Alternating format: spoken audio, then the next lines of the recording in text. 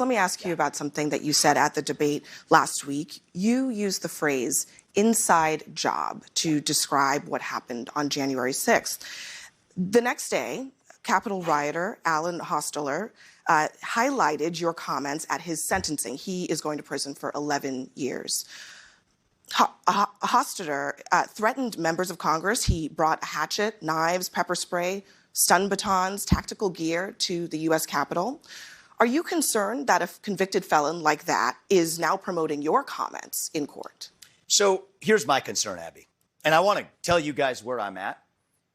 If you had told me, it's close to 3 years ago that January 6, 2021 happened. If you had told me 3 years ago, back when I was a biotech CEO, not steeped in this world, I was just consuming passive media, but was focused on my world of developing medicines. If you had told me that January 6 was in any way an inside job, the subject of government entrapment, I would have told you that was crazy talk. Fringe conspiracy theory nonsense. I can tell you now, having gone somewhat deep in this, it's not. I mean, the reality is this. We do have a government, first of all, we have to acknowledge, that has lied to us systematically over the last several years about the origin of COVID-19, about the Hunter Biden laptop that we were told was false by 51 CIA experts and otherwise before we now know that it was true. You can go straight down the list, the Trump-Russia disinformation collusion hoax, all of it. Now we come to January 6th. The reality is we know that there were federal law enforcement agents in that field. We don't know how many. I think it's shameful. If I may finish just answering, well, this is really important. I'm going to go ahead and interrupt you here because I know the establishment doesn't approve of this message. I know that there were federal agents. We should be able to talk about this. You're saying that there were federal agents. This is important to talk about. You are saying there were federal agents in the crowd on January 6th. Yep. There is no evidence that there were federal agents in the crowd on January 6th. So why, before Congress, when pressed on what the number was, they didn't say there were none? They just couldn't say how many there were. So you're saying that that you have not seen any evidence that there were.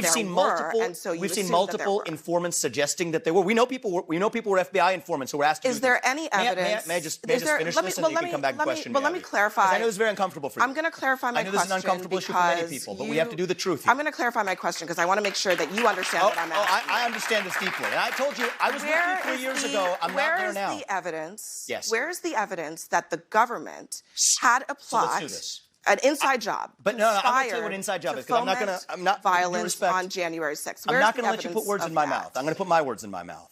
And I'm going to tell you what I mean by that. Where is the evidence that the government was involved in planning or executing January 6th? So I'm going to give you hard facts. And if I may, Abby, I know this is going to be a little uncomfortable, but we're going to go through this, and you can push back on it after that. And you can push back on that. And let's do this fairly.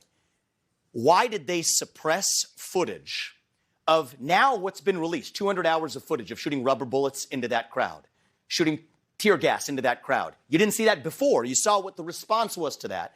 Now you see footage coming out of actually rolling out the red carpet for Capitol Police allowing people in. Again, right through the front door. The vast majority of the footage evidence should have been released before, Abby. Mr. Ramaswamy, the vast majority of the footage shows police officers being overrun and I want to talk about one more by case. violent this is really important. rioters. That's I'm going to give you some hard facts. Of it shows. So here's what entrapment is. Cherry pick. I'm not cherry picking. If I may finish, Abby. If I may finish, Abby. I'm not cherry picking. Examples. To the contrary. To the contrary. You know who cherry picked? You know who cherry picked? The government. That is what happened. The government cherry picked 12 hours of footage when there was 200 hours of footage. So cherry picking was the government, not me. Release the whole thing. And let me just finish one thing too, because this is super important as a topic. So I think this is a civil libertarian issue of our time. Gretchen Whitmer's kidnapping. I want to be really clear on this, because it's the same issue in the same FBI, same even part of the FBI.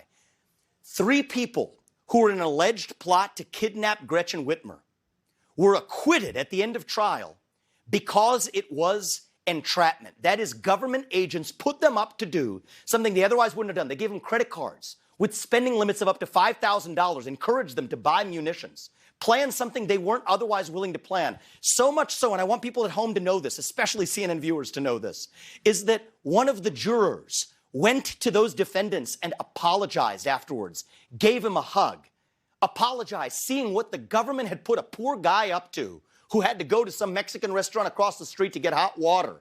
These people were exploited with credit cards up to $5,000. FBI agents putting them up to a kidnapping plot that we were told was true but was entrapment. Same thing with the Capitol Police, people letting them in freely. Many of those people then being charged. Ramaswamy, look, the government cannot put you up to do something and then charge you for it. That's wrong. I don't want to have to. Wrong to the left or the right. I don't want to have to interrupt you. I really don't. But I don't want you to mislead the audience here or at home. Abby, I think they've been misled by the mainstream media.